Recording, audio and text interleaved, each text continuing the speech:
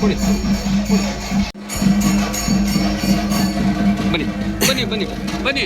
Late ಆಗ್ತದೆ sir, late ಆಗಿಬಿಡ್ತು. ಈಗ ಲೇಟ್ ಆಗಿಬಿಟ್ಟೈತೆ.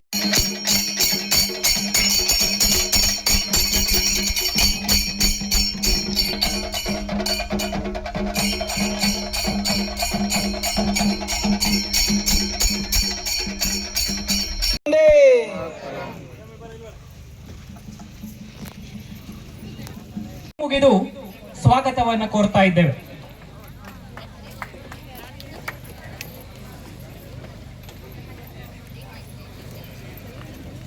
ಇವತ್ತು ಕಾರ್ಯಕ್ರಮದ ಎಲ್ಲ ಉಪಾಧ್ಯಕ್ಷರುಗಳು ಬಂದಿದ್ದಾರೆ. ಹಾಗೆ ಅಧ್ಯಕ್ಷರು ವೇದಿಕೆಗೆ ಬರಬೇಕಾಗಿ ವಿನಂತಿಸ್ತೇವೆ. ಗಣೇಶ್ ಹೆಗಡೆಯವರು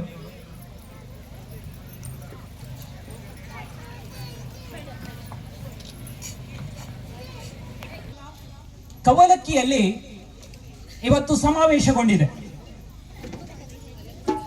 ನಾಡಿನೆಲ್ಲೆಡೆಯೂ ಇದೆ ಹಿಂದೂ ಸಮಾವೇಶ ನಡೀತಾ ಇದೆ. ಕೇಳಬಹುದು ಯಾಕೆ? ಕವಿಗಳೊಬ್ಬರು ಕೇಳ್ತಾರೆ, 3,100 ಮಂದಿರ ದೈವ ಸಾಸಿರವಿದ್ದರೆ, ಗಂಗೆ ಇದ್ದರೆ, ಸಿಂಧುವಿದ್ದರೆ, ಗಿರಿ ಹಿಮಾಲಯವಿದ್ದರೆ, ಏನು ಸಾರ್ಥಕ ಮನೆಯ ಮಕ್ಕಳೇ ಮಲಗಿ ನಿದ್ರಿಸುತ್ತಿದ್ದರೆ. ಬಾಂಧವರೇ, ಇವತ್ತು ನಾವು ಹಿಂದೂಗಳು ಅತ್ಯಂತ ಕ್ಲಿಷ್ಟಕರ ಸನ್ನಿವೇಶದಲ್ಲಿದ್ದೇವೆ. ಒಂದು ಕಾಲದಲ್ಲಿ ಹಿಂದೂಗಳ ಮೇಲೆ ಸಹಸ್ರ ವರ್ಷಗಳಲ್ಲಿ ಸಾಕಷ್ಟು ದಾಳಿಗಳು ನಡೆದಿವೆ. ಆದರೆ ಹಿಂದೂಗಳು ಅದನ್ನು ತಾಳಿಕೊಂಡು ಎದ್ದು ನಿಂತಿದ್ದಾನೆ. ಆದರೆ ಆವತ್ತು ನಮ್ಮ ಶತ್ರುಗಳು ಹೊರಗಡೆ ಇದ್ರು. ಇವತ್ತು ಹೊರಗಡೆ ಮಾತ್ರ ಅಲ್ಲ, ನಮ್ಮ ಒಳಗೂ ಕೂಡ ಶತ್ರು ಇದ್ದಾನೆ. ಹೀಗಾಗಿ ಇವತ್ತು ನಮಗೆ ತುರ್ತಾಗಿ ಬೇಕಾಗಿದ್ದು ಶ್ರೀ ಗುರುಗಳ ಆಶೀರ್ವಾದ, ಮಾರ್ಗದರ್ಶನ, ಹಾಗೆ ಮಹಾತ್ಮರ ದಿಕ್ಸೂಚಿ ಭಾಷಣಗಳು. ಹಾಗೆ ನಾವೆಲ್ಲ ಹಿಂದೂಗಳು ನಮ್ಮೆಲ್ಲ ಮತ ಪಂಥಗಳನ್ನ ಬಿಟ್ಟು, ಜಾತಿಗಳನ್ನ ಬಿಟ್ಟು ಹಿಂದೂ ಎಂಬ ಬಿಂದುವಿನಲ್ಲಿ ನಾವು ಒಂದಾಗಬೇಕು. ಅದಕ್ಕೆ ಶ್ರೀ ಗುರುಗಳ ಆಶೀರ್ವಾದ ತುರ್ತಾಗಿ ನಮಗೆ ಬೇಕಾಗಿದೆ. ಇವತ್ತು ಶ್ರೀ ಗುರುಗಳು ನಮ್ಮ ಮೇಲಿನ ಪ್ರೀತಿಯಿಂದ ಬಹುತೇಕ ಈ ಭಾಗದ ಎಲ್ಲ ಹಿಂದೂ ಸಮಾವೇಶಕ್ಕೆ ಸಾಕ್ಷಿಯಾಗ್ತಾ ಇದ್ದಾರೆ. ಅವರ ಪ್ರೀತಿ ಬಹಳ ದೊಡ್ಡದು. ಅವರಿಗೆ ಮತ್ತೆ ಮತ್ತೆ ಪ್ರಣಾಮಗಳನ್ನ ಸಲ್ಲಿಸ್ತಾ ನಾವು ಕಾರ್ಯಕ್ರಮಕ್ಕೆ ಮುಂದಡಿ ಇಡ್ತಾ ಇದ್ದೇವೆ. ಹಿಂದಿನವರು ಗಾದೆ ಮಾತನ್ನೇ ಹೇಳಿದ್ದಾರೆ, ಬೇಗ ಮಲಗು ಬೇಗ ಏಳು ಎಂಬುದಾಗಿ. ಅಂದರೆ ಆ ಕಾಲದಲ್ಲಿ ಏನನ್ನೇ ಮಾಡಿದರೂ ನಮಗೆ ಮನಸ್ಸು ಎನ್ನುವಂಥದ್ದು ತಿಳಿಯಾಗಿರುತ್ತದೆ. ಅದು ಮನಸ್ಸಿಗೆ ಬರ್ತದೆ ಎನ್ನುವಂತಹ ಕಾರಣಕ್ಕಾಗಿ ಬೇಗ ಏಳಬೇಕು ಎನ್ನುವಂಥದ್ದು ಹೇಳಿದ್ದಾರೆ. ಹಿಂದಿನವರು ಆ ಸಮಯಕ್ಕೆ ಇದ್ದು ಓದ್ತಿದ್ರು, ಅನುಷ್ಠಾನ ಮಾಡೋರು ಅದನ್ನು ಮಾಡ್ತಿದ್ರು, ಪೂಜೆ ಮಾಡೋರು ಅದನ್ನು ಮಾಡ್ತಿದ್ರು. ಆದರೆ ಈಗ ಎಲ್ಲ ಮಲಗಿರುತ್ತಾರೆ.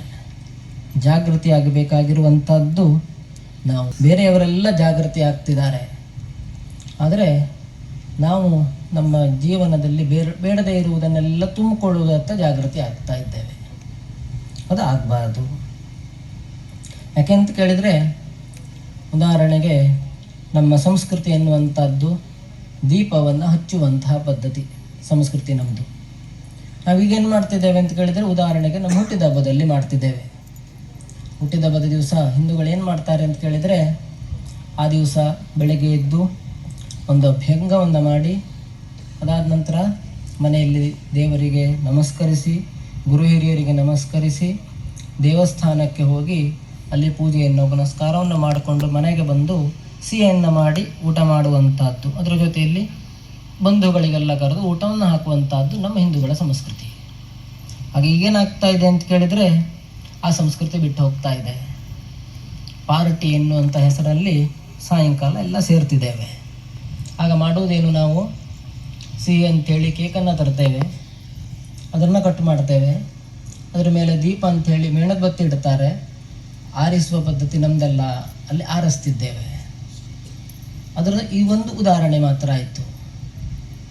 ಅವರು ಹೇಳುವಾಗ ವಿದೇಶಗಳಲ್ಲಿ ವಿವಾಹ ಆದ ನಂತರ ಒಂದಷ್ಟು ವರ್ಷಗಳ ಕಾಲ ಜೊತೆಯಲ್ಲಿರ್ತಾರೆ. ಅದೇ ಥರ ಅವ್ರ ಮಕ್ಕಳನ್ನು ಹುಡ್ಕೊಂಡು ಹೋಗ್ತಾರೆ ಅಂತ ಹೇಳಿದರು. ಆ ಹುಡ್ಕೊಂಡು ಹೋಗುವಂಥ ಸಂಸ್ಕೃತಿಯಲ್ಲಿ ಒಂದು ಆಚರಣೆ ಇದೆ. ನಮ್ಮಲ್ಲೂ ಆ ಪದ್ಧತಿ ಬರ್ತಾ ಇದೆ, ಮದರ್ಸ್ ಡೇ ಮತ್ತು ಫಾದರ್ಸ್ ಡೇ ಅಂತ ಹೇಳಿ. ಅದನ್ನು ಆಚರಣೆ ಮಾಡ್ತಿರುವುದು ನಮ್ಮ ನಿಜವಾದ ತಂದೆ ತಾಯಿ ಯಾರು ಅಂತ ಹೇಳಿ ವಿದೇಶಗಳಲ್ಲಿ ಹುಡ್ಕೊಂಡು ಹೋಗ್ತಿದ್ರು, ಹಾಗಾಗಿ ಅಲ್ಲಿ ಆಚರಿಸ್ತಾರೆ. ನಾವು ನಮ್ಮ ತಂದೆ ತಾಯಿಗಳನ್ನು ಜೊತೆಯಲ್ಲೇ ಇದ್ದರೂ ಫಾದರ್ಸ್ ಡೇ ಮದರ್ಸ್ ಡೇ ಅಂತ ಆಚರಣೆ ಮಾಡ್ತಿದ್ದೇವೆ. ಅದು ಸರಿಯಲ್ಲ. ವರ್ಷದಲ್ಲಿ ಒಂದು ದಿವಸ ಮಾಡುವಂಥದ್ದಲ್ಲ, ಅದನ್ನು ಪ್ರತಿ ದಿವಸದಲ್ಲಿ ಮಾಡಬೇಕಾಗಿರುವಂಥದ್ದು. ಹಿಂದೆಲ್ಲ ಎಲ್ಲಾದರೂ ಹೊರಗೆ ಹೋಗ್ತೇವೆ ಅಂತಾದರೆ ತಂದೆ ತಾಯಿಗಳಿಗೆ ಅಥವಾ ಗುರು ಹಿರಿಯರು, ಆ ಮನೇಲಿ ಯಾರು ಹಿರಿಯರು ಇರ್ತಾರೋ ಅವರಿಗೆಲ್ಲ ನಮಸ್ಕಾರ ಮಾಡಿ ಹೋಗುವಂಥ ಪದ್ಧತಿ ಇತ್ತು. ಈಗೇನಾಗಿದೆ ಅಂತ ಹೇಳಿದರೆ ಬಾಯ್ ಬಾಯ್ ಅಂಥೇಳಿ ಹೊರಡ್ತಿರ್ತಾರೆ. ನಮ್ಮ ಸಂಸ್ಕೃತಿ ಅಲ್ಲ. ತಂದೆ ತಾಯಿಗಳಿಗೆ ಪ್ರೀತಿಯಿಂದ ಹೇಳುವಂಥದ್ದು ಅಪ್ಪ ಅಮ್ಮ ಅಂತ ಹೇಳಿ ಹೇಳ್ತಿದ್ರು. ಈಗೇನಾಗಿದೆ, ಡ್ಯಾಡಿ ಮಮ್ಮಿ ಅಂತ ಹೇಳ್ತಿದ್ದೇವೆ. ಇದು ನಮ್ಮ ಸಂಸ್ಕೃತಿ ಅಲ್ಲ. ಇದು ನಮಗೆ ಬರ್ತಾ ಇದೆ. ವಿಶೇಷವಾಗಿ ನಮ್ಮ ಮಕ್ಕಳನ್ನು ನೋಡಬೇಕು ನಾವು. ನಾವೆಲ್ಲ ಓದಿರುವಂಥದ್ದು ಕನ್ನಡ ಮಾಧ್ಯಮದಲ್ಲಿ. ಈಗೇನಾಗ್ತಾ ಇದೆ ಅಂತ ಕೇಳಿದರೆ ಇಂಗ್ಲೀಷಿನ ವ್ಯಾಮೋಹ ನಮ್ಮಲ್ಲಿ ಹೆಚ್ಚುತ್ತಾ ಇದೆ. ಇಂಗ್ಲೀಷಿನತ್ತ ಒಲವು ಜಾಸ್ತಿ ಆಗ್ತಾ ಇದೆ ನಮಗೆ. ನಾವು ನಮ್ಮ ಮಕ್ಕಳನ್ನು ನಾವು ಓದಿದ ಶಾಲೆಯಲ್ಲಿ ಪಕ್ಕದಲ್ಲೇ ಇದ್ದರೂ ಏನು ಮಾಡ್ತೇವೆ ಅಂತ ಕೇಳಿದರೆ ದೂರದಲ್ಲೆಲ್ಲೋ ಇರುವಂಥ ಇಂಗ್ಲೀಷ್ ಕಾನ್ವೆಂಟ್ಗೆ ಕಳಿಸ್ತಾ ಇದ್ದೇವೆ. ಮಕ್ಕಳಿಗೆ ಏನು ಮಾಡ್ತಿದ್ದೇವೆ ಅಂದರೆ ಅವರನ್ನು ನಮ್ಮಿಂದ ದೂರ ಹೋಗುವಂಥ ಪರಿಸ್ಥಿತಿಯನ್ನು ನಾವೇ ತಂದುಕೊಳ್ತಾ ಇದ್ದೇವೆ. ಅದಾಗಬಾರ್ದು. ಅದರ ಜೊತೆಯಲ್ಲಿ ಏನಾಗ್ತಾ ಇದೆ ಅಂತ ಕೇಳಿದರೆ ಕಾನ್ವೆಂಟ್ಗಳಲ್ಲಿ ನಮ್ಮ ಮಕ್ಕಳಿಗೆ ಕುಂಕುಮವನ್ನು ಧರಿಸಲಿಕ್ಕೆ ಬಿಡೋದಿಲ್ಲ ಅವರು. ನಮ್ಮ ಹೆಣ್ಣು ಮಕ್ಕಳನ್ನು ನೋಡ್ಬೋದು, ಅವರಿಗೆ ವಿಶೇಷವಾಗಿ ಹೇಳಿರುವಂತಹದ್ದು ಹಣೆಯಲ್ಲಿ ಕುಂಕುಮ, ತಲೆಯಲ್ಲಿ ಹೂವು, ಆಮೇಲೆ ಕೈಗೆ ಬಳೆಯನ್ನು ಹೇಳಿದ್ದಾರೆ. ಅದರ ಜೊತೆಯಲ್ಲಿ ವಸ್ತ್ರ ಸಂಹಿತೆ ಎನ್ನುವಂಥದ್ದು ಇದೆ. ಕಾನ್ವೆಂಟ್ ಹೋಗುವಂಥ ಮಕ್ಕಳನ್ನು ನೋಡಿದರೆ ಗೊತ್ತಾಗ್ತದೆ ನಮಗೆ ಇದು ಯಾವುದೂ ಅವ್ರಿಗೆಲ್ಲಿ ಇರೋದೇ ಇಲ್ಲ. ನಮ್ಮ ಸಂಸ್ಕೃತಿ ಅಲ್ಲಿಂದನೇ ಪ್ರಾರಂಭವಾಗುತ್ತೆ ಅಧಃಪತನಕ್ಕೆ ಇಳಿಲಿಕ್ಕೆ. ಆಮೇಲೆ ಅವರು ಜಾಬಿಗೆ ಹೋದ ಮೇಲೆ ಇದು ಯಾವುದನ್ನು ಶಾಲೆಗೆ ಹೋಗುವಾಗಲೇ ಇಟ್ಕೊಳ್ಳಿಲ್ಲ, ಮುಂದೆ ಇಟ್ಕೊಳ್ತಾರೋ ಇಲ್ಲ. ಪರಿಸ್ಥಿತಿ ಅಲ್ಲಿಗೆ ಬಂದು ಮುಟ್ಟಿದೆ. ಹಾಗಾಗಿ ನಾವು ಎಲ್ಲಿಗೆ ಕಳಿಸಿದರೂ ನಮ್ಮ ಮಕ್ಕಳಿಗೆ ನಮ್ಮ ಸಂಸ್ಕೃತಿಯನ್ನು ಕಲಿಸುವುದನ್ನು ಬಿಡಬಾರ್ದು. ಈಗ ಶಾಲೆಗಳಲ್ಲಿ ಏನಾಗಿದೆ ಅಂದರೆ ಅವರು ಶಿಕ್ಷಕರು ಒತ್ತಡದಲ್ಲಿರ್ತಾರೆ, ಅವರಿಗೆ ಮೇಲಿನವರ ಒತ್ತಡ ಇರ್ತದೆ, ಅವರಿಗೆ 100% ಆಗಬೇಕು ಅನ್ನೋ 100% ಆಗಬೇಕು ಅನ್ನೋಂಥ ಒತ್ತಡದಲ್ಲಿ ಅವರು ಮಕ್ಕಳನ್ನು ಓದಿಸ್ತಾ ಇರ್ತಾರೆ. ಅವರು ನಮ್ಮ ಮಕ್ಕಳಿಗೆ ಅವರಿಗೇನಾಗಬೇಕು ಅಂದರೆ ಅವ್ರು ಓದಿದರೆ ಅಷ್ಟೇ ಸಾಕು, ಅವ್ರು ಬಾಕಿದು ಏನು ಬೇಕಾದ್ರೂ ಮಾಡ್ಕೊಂಡು ಹೋಗಲಿ. ಆದರೆ ನಮ್ಮ ಮಕ್ಕಳಿಗೆ ಸಂಸ್ಕಾರ ಕೊಡುವಂಥದ್ದು ಮನೆ ಅಲ್ವಾ? ಜನನಿ ತಾನೇ ಮೊದಲ ಗುರುವು, ಮನೆಯೇ ತಾನೇ ಮೊದಲ ಪಾಠಶಾಲೆ ಎಂಬುದಾಗಿ ಹೇಳಿದ್ದಾರೆ. ಹಾಗಾಗಿ ನಮ್ಮ ಸಂಸ್ಕೃತಿಯನ್ನು ನಾವು ಕಲಿಸಬೇಕಾಗಿರೋದು ಮನೆಯಲ್ಲಿ. ನಮ್ಮ ಆಚಾರ ವಿಚಾರಗಳಿರ್ಬೋದು, ಹಬ್ಬ ಹರಿದಿನಗಳಿರ್ಬೋದು, ನಮ್ಮ ಸಂಪ್ರದಾಯಗಳಿರ್ಬೋದು, ಅಥವಾ ನಾವು ಬೇರೆಯವರೊಂದಿಗೆ ಇರುವಾಗ ಗುರುವರಿಗೆ ಯಾವ ರೀತಿಯಾಗಿ ಗೌರವ ಕೊಡಬೇಕು ಎನ್ನುವಂಥದ್ದು ಇರ್ಬೋದು. ಇದರನ್ನೆಲ್ಲ ನಾವು ಮಕ್ಕಳಿಗೆ ಚಿಕ್ಕ ವಯಸ್ಸಿನಲ್ಲೇ ಕಲಿಸಬೇಕು. ಅದು ಆಗ್ತಾ ಇಲ್ಲ ಈಗ. ಅದನ್ನೆಲ್ಲ ಮುಂದೆ ಆಗುವುದೇನು ಅಂದರೆ ಒಂದಷ್ಟು ಅನಾಹುತಗಳಿಗೆಲ್ಲ ಕಾರಣವಾಗ್ತಾ ಇರ್ತದೆ. ಯಾಕೆ ಅಂತ ಕೇಳಿದರೆ ಅವರಲ್ಲಿ ಸಂಸ್ಕೃತಿ ಎನ್ನುವಂಥದ್ದು, ಸಂಸ್ಕಾರ ಎನ್ನುವಂಥದ್ದು ಇರೋದೇ ಇಲ್ಲ. ಹಾಗೇನಾಗ್ತದೆ ಅಂತ ಕೇಳಿದರೆ ಅಧರ್ಮ ಎನ್ನುವಂಥದ್ದು ಬರ್ತದೆ. ಅದರ ಜೊತೆಯಲ್ಲಿ ಪಾಪ ಕೆಲಸಗಳೆಲ್ಲ ಶುರುವಾಗ್ತದೆ. ಮಕ್ಕಳು ಹೇಗೆ ಅಂತ ಕೇಳಿದರೆ ಶಾಲೆಗೆ ಹೋಗುವಾಗ ಅಧ್ಯಾಪಕರು ಅಥವಾ ಗುರುಗಳೇನು ಮಾಡ್ತಾರೆ, ಆ ದಿವಸದ ಪಾಠವನ್ನು ಕಲಿಸಿ ಆದಮೇಲೆ ಒಂದಷ್ಟನ್ನು ಮನೆ ಕೆಲಸ ಅಂಥೇಳಿ ಕೊಡ್ತಾರೆ, ಹೋಮ್ವರ್ಕ್ ಅಂಥೇಳಿ ಕೊಡ್ತಾರೆ. ಅದನ್ನು ಮಕ್ಕಳು ಮಾಡಬೇಕಾಗಿತ್ತು. ಅವರು ಮನೆಗೆ ಬಂದು ಟಿ ವಿ ನೋಡುವ ಒಂದು ಇದರಲ್ಲಿ ಅಥವಾ ಮೊಬೈಲ್ ನೋಡುವ ಒಂದು ಇದರಲ್ಲಿ ಮರಿತಾರೆ. ಅದಾದ ನಂತರ ಮಾಡುವುದು, ಮರುದಿವಸ ಶಾಲೆ ಹೋದಾಗ ಅಕಸ್ಮಾತ್ ಹೇಳಿಲ್ಲ ಅಂತಾದರೆ ಟೀಚರ್ಸ್ ಹೊಡಿತಾರೆ, ಗುರುಗಳು ಹೊಡಿತಾರೆ. ಆ ಕಾರಣಕ್ಕಾಗಿ ಏನು ಮಾಡ್ತಾರೆ, ಸುಳ್ಳು ಹೇಳ್ತಾರೆ ಅವರು. ಅಲ್ಲಿಂದ ಪ್ರಾರಂಭ ಆಗ್ತದೆ. ಏನು ಹೇಳೋದು, ನಾನು ಮಾಡಿದ್ದೆ ಆದರೆ ಮನೆಯ ಪುಸ್ತಕ ತರಲಿಲ್ಲ ಅಂತಾರೆ ಮೊದಲನೇದು. ಇಲ್ವ ಅಂತ ಹೇಳ್ತಾರೆ, ನಾನು ಮಾಡಿದ್ದೆ ಆದರೆ ಪುಸ್ತಕ ಕಳೆದೋಯ್ತು ಅಂತ ಹೇಳ್ತಾರೆ. ಅವ್ರು ಹೇಳೋದು ಇಲ್ಲಿಂದನೇ. ಆದರೆ 1 ಸಾರಿ ತಪ್ಪಿಸ್ಕೊಳ್ಬೋದು, 2 ಸಾರಿ ತಪ್ಪಿಸ್ಕೊಳ್ಬೋದು. ಆದರೆ ಅದರ ಪರಿಣಾಮ ಎನ್ನುವಂಥದ್ದು ಯಾವಾಗ ಗೊತ್ತಾಗ್ತದೆ ಅಂತ ಕೇಳಿದರೆ ಅವರಿಗೆ ಪರೀಕ್ಷೆಯಲ್ಲಿ ಗೊತ್ತಾಗ್ತದೆ. ಕೊನೆಯಲ್ಲಿ ವಾರ್ಷಿಕ ಪರೀಕ್ಷೆ ಎನ್ನುವಂಥದ್ದು ಆಗ್ತದೆ ಅಲ್ವಾ, ಆಗ ಗೊತ್ತಾಗ್ತದೆ. ನಾನು ಓದಿದರೆ ತಾನೇ ಅವ್ರು ಬರೀಲಿಕ್ಕೆ ಏನಾದ್ರು ಬರುವಂಥದ್ದು. ಆದರೆ ಓದಿರುವುದಿಲ್ಲ, ಟಿ ವಿ ನೋಡುವುದು ಅಥವಾ ಆಟ ಆಡುವ ಭ್ರಮದಲ್ಲಿ ಏನೂ ಓದಿರುವುದಿಲ್ಲ. ಪರೀಕ್ಷೆಯಲ್ಲಿ ಏನು ಬರೀತಾರೆ ಅವರು. ಹಾಗಾಗಿ ಅಂಕಗಳು ಕಡಿಮೆ ಬರ್ತದೆ. ಅದ್ರ ಜೊತೆಯಲ್ಲಿ ಒಂದೊಂದು ಸರಿ ಫೇಲು ಆಗ್ತಾರೆ. ಈಗ ಇದರೊಂದು ಏನು ಅಂದರೆ ಎಲ್ಲರಿಗೂ ಬೇಕಾಗಿರುವಂತಹದ್ದು ಮಕ್ಕಳಿಗೆ ನನ್ನ ಮಗನಿಗೆ 95 ಬಂತು, 99 ಬಂತು, 100ಕ್ಕೆ 100 ಬಂತು ಎನ್ನುವಂಥದ್ದು ನಮ್ಮ ತಂದೆ ತಾಯಿಗಳಿಗೆ ಇರುವಂತಹದ್ದು. ಅದನ್ನು ಮಾಡಬೇಡಿ. ಮಕ್ಕಳು ಅವ್ರ ಪಾಡಿಗಿರುವಾಗ ಬಿಡಬೇಕು. ಒಂದಷ್ಟನ್ನು ಅವ್ರಿಗೆ ಜೀವನಕ್ಕೆ ಮುಖ್ಯವಾಗಿ ಬೇಕಾಗಿರುವಂಥದ್ದು ಅದು ಸಂಸ್ಕೃತಿ, ಸಂಸ್ಕಾರಗಳು ಬೇಕು. ನೀವು ಎಜುಕೇಷನ್ ಬೇಕು, ಬೇಡ ಅಂತ ಹೇಳಿದರೆ ಈಗ ನಾವು ಪ್ರಸ್ತುತದ ಒಂದು ಪರಿಸ್ಥಿತಿಯಲ್ಲಿ ಅದು ಬೇಕು, ಎಜುಕೇಷನ್ ಎನ್ನುವಂಥದ್ದು, ಶಿಕ್ಷಣ ಎನ್ನುವಂಥದ್ದು. ಆದರೆ ಅದನ್ನು ಎಷ್ಟು ಬೇಕೋ ಅಷ್ಟು ಮಾಡಿಕೊಳ್ಬೇಕು. ಅದರಿಂದ ಏನಾಗ್ತಾ ಇದೆ ಅಂತ ಕೇಳಿದರೆ, ಚೆನ್ನಾಗಿ ಅಧ್ಯಯನ ಮಾಡಿಕೊಳ್ತಾರೆ, ದೊಡ್ಡ ದೊಡ್ಡ ನಗರಗಳಿಗೆ ಹೋಗ್ತಾರೆ ಅಥವಾ ವಿದೇಶಗಳಿಗೆ ಹೋಗ್ತಾರೆ. ಇಲ್ಲಿ ತಂದೆ ತಾಯಿಗಳಿಗೆ ವಯಸ್ಸಾಗ್ತದೆ, ಆದಮೇಲೆ ನೋಡ್ಕೊಳ್ಳಿಕ್ಕೆ ಒಬ್ಬರು ಬೇಕಲ್ವಾ. ಆಗ ತಂದೆ ತಾಯಿಗಳನ್ನು ನೋಡಿ ಹೇಳ್ತಾರೆ ಅವರು, ತಂದೆ ತಾಯಿಗಳೇನು ಹೇಳ್ತಾರೆ, ನನ್ನನ್ನು ನೋಡ್ಕೊಳ್ಳಿಕ್ಕಾದ್ರೂ ನೀನು ಬಾರಪ್ಪ ಅವರಿಗೆ ಎಂಬುದಾಗಿ. ಆಗ ಹೇಳಿದರೆ ಅವ್ರು ಕೇಳ್ತಾರೆಯೋ, ಇಲ್ಲ, ನನ್ನನ್ನು ಬಲವಂತ ಮಾಡಿ ಚೆನ್ನಾಗಿ ಅಧ್ಯಯನ ಮಾಡಿಸಿದೆ, ಅದಾದ ನಂತರ ದೊಡ್ಡ ಜಾಬ್ ಬೇಕು ಅಂತ ಹೇಳಿದೆ, ಅದ್ರೂ ತೊಗೊಂಡಾಯಿತು ನಾನು. ಆದರೆ ಈಗ ನನಗೆ ಇಲ್ಲಿಂದ ಬರಲಿಕ್ಕೆ ಆಗೋದಿಲ್ಲ, ನಾನು ಹಣವನ್ನು ಗಳಿಸಬೇಕು ಎನ್ನುವಂಥದ್ರಲ್ಲಿ ಇದ್ದೇನೆ. ಹಾಗಾಗಿ ಅವರು ಹೇಳ್ತಾರೆ, ನೀನು ಅಲ್ಲಿಗೆ ಬಂದುಬಿಡು, ನಾನು ನೋಡ್ಕೊಳ್ತೇನೆ ಎಂಬುದಾಗಿ. ಆದರೆ ಇಲ್ಲಿರುವಂಥವರಿಗೆ ನಮ್ಮ ಮನೆಯನ್ನು ಅಥವಾ ನಮ್ಮ ಊರನ್ನು ಬಿಟ್ಟು ಹೋಗಲಿಕ್ಕೆ ಆಗೋದಿಲ್ಲ. ಆಗ ಅವರೇನು ಹೇಳುವುದು, ನಮ್ಮ ಹತ್ರ ಅಲ್ಲಿ ಬರಲಿಕ್ಕೆ ಆಗೋದಿಲ್ಲ ಅಂತ ಹೇಳ್ತಾರೆ. ಅವರನ್ನು ತಗೊಂಡೋಗಿ ಒಂದು ವೃದ್ಧಾಶ್ರಮದಲ್ಲಿ ಬಿಡುತ್ತೇವೆ. ಮಕ್ಕಳಿದ್ದು ನಾವು ಅನಾಥರ ಆಗ್ತಾ ಇದ್ದೇವೆ. ಅದನ್ನು ಮಾಡಬೇಡಿ. ನಮ್ಮ ಮಕ್ಕಳಿಗೆ ಸಂಸ್ಕಾರವನ್ನು ಕೊಡಬೇಕು.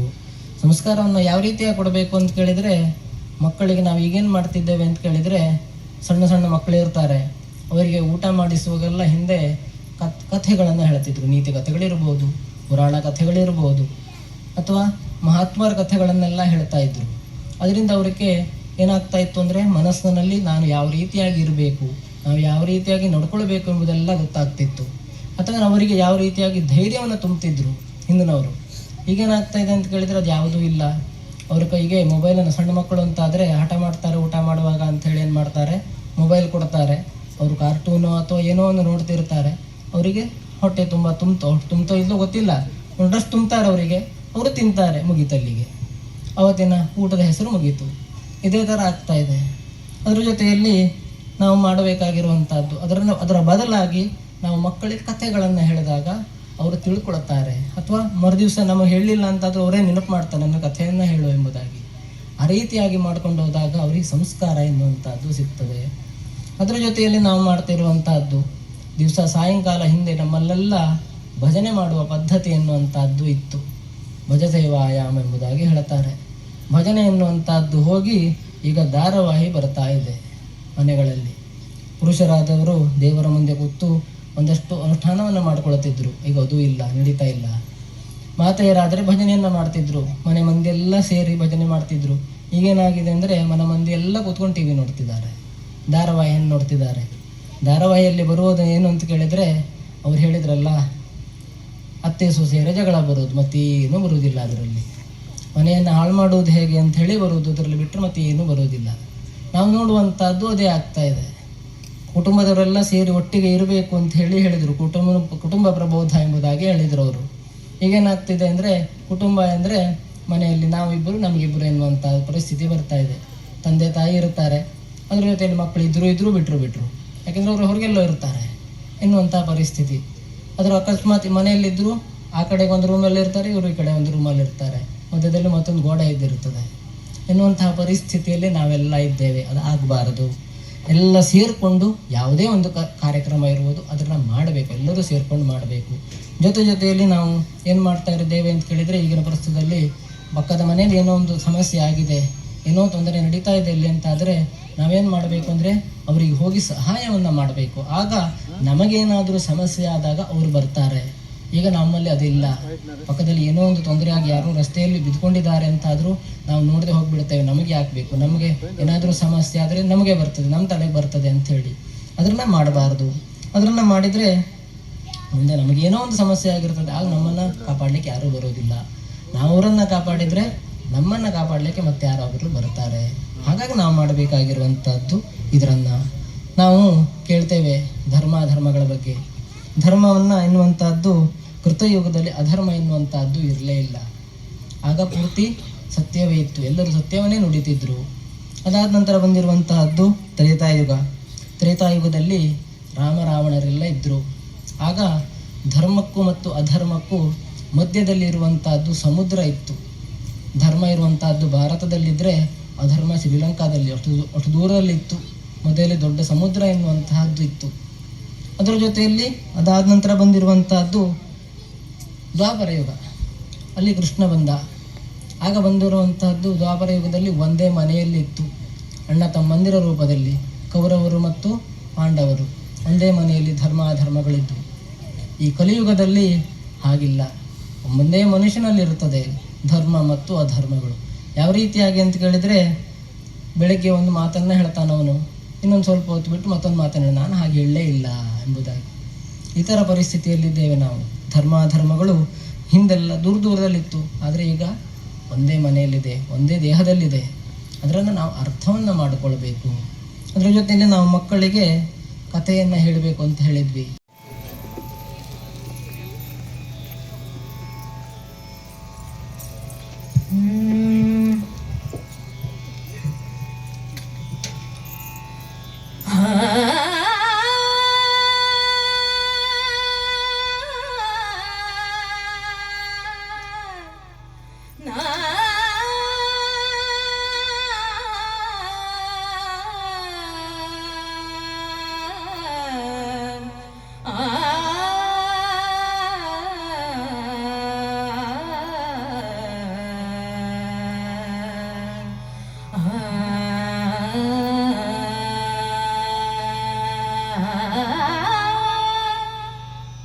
ವಂದೇ ಮಾತರಂ,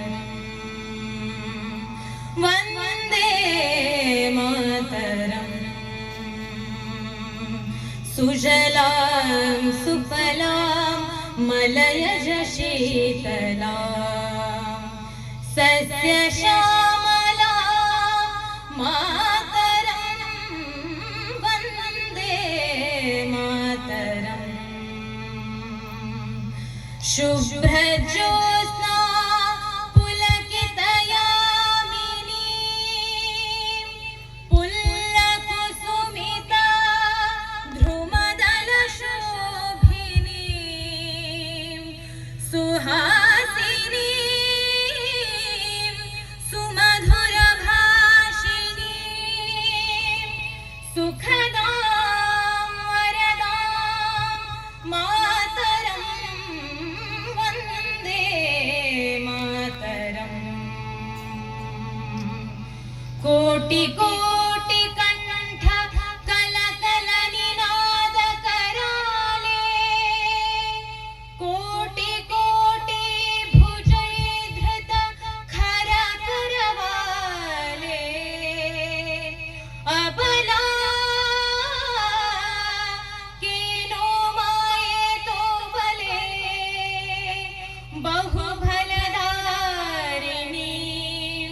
ನಮಾಮಿ ತಾರಿಣೀ, ರಿಪುದಲವಾರಿಣೀ ಮಾತರಂ, ವಂದೇ ಮಾತರಂ.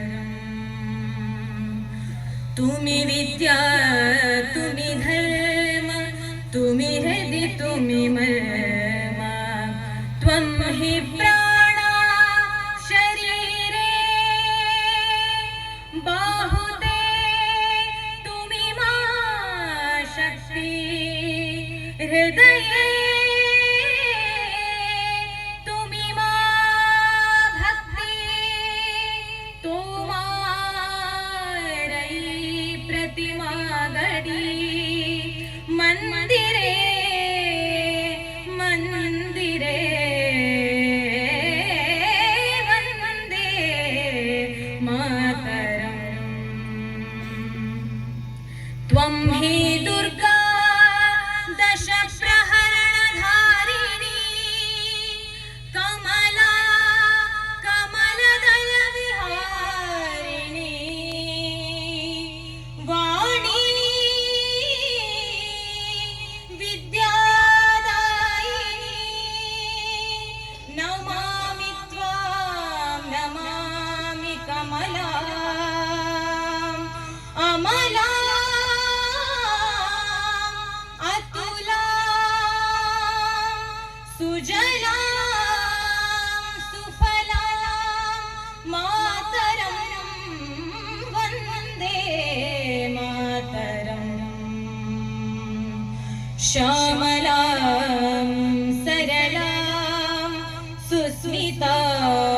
भूषिता धरणी भरणी मातरं वन्दे मातरं